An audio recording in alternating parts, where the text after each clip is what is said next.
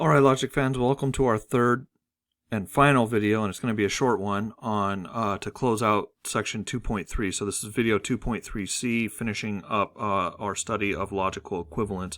I wanted to show you an excerpt from the text, which is what we have here. What I've done is I've sort of given you some common logically equivalent sentences or forms, okay? So these are important historically, and they come up a lot, so they're good to be familiar with, which is why I've done them here. But these are all forms, and they are logically equivalent. So, for example, if you were to find, if you were to find the corresponding biconditional of this pair of forms, so this is form 1 and this is form 2, so you would have P or not P, tri-bar. It's not the case that P and not P. You would find that that was a tautology or a logical truth if you were to, just sort of apply your truth tables to the forms, okay? And so any substitution instance of this that is likewise a substitution instance of this, so for the same value of P, okay, they're going to be logically equivalent as well because the forms are a logically equivalent form pair, okay? And that's the basic idea. So P or not P is in fact logically equivalent to it's not the case that P and not P. This is a sort of symbolic representation of the law of excluded middle, right? Every proposition has at least one truth value, true or false. So either it's the case that P or it's the case that not P, meaning P is false is our assumption, right?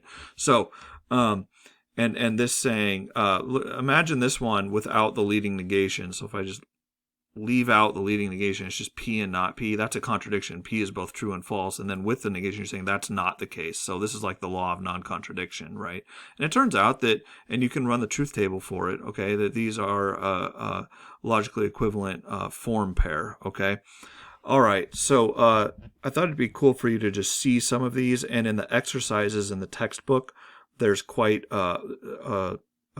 many of the exercises take you through instances of these so that you can really see them. But unsurprisingly, P and not P, for example, are logically equivalent form pairs. Okay, P and Q versus Q and P, right? You can prove all of this stuff, and we're going to be looking at some of this stuff in Chapter 3 from a syntactic perspective anyways.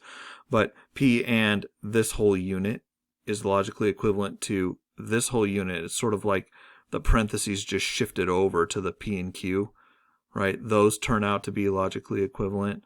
This is interesting. P turns out to be logically equivalent to P and not P. And I've got a ton of these here, so these are worth talking about with your instructor and going over them. And if any of them strike you as counterintuitive, like De Morgan's, for example, do the truth table and convince yourself that it's so. All right, I've got the disjunction ones here.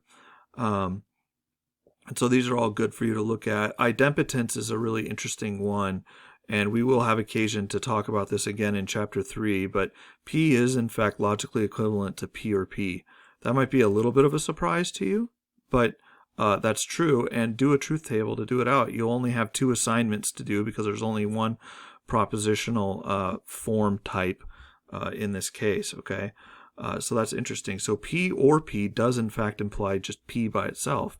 And of course, P by itself implies P or P, which might be a little more intuitive, but that's an interesting notion. Let's see if I have any others here. And then, yeah, I've sort of broken them up. So these are conditional ones that involve conditionals.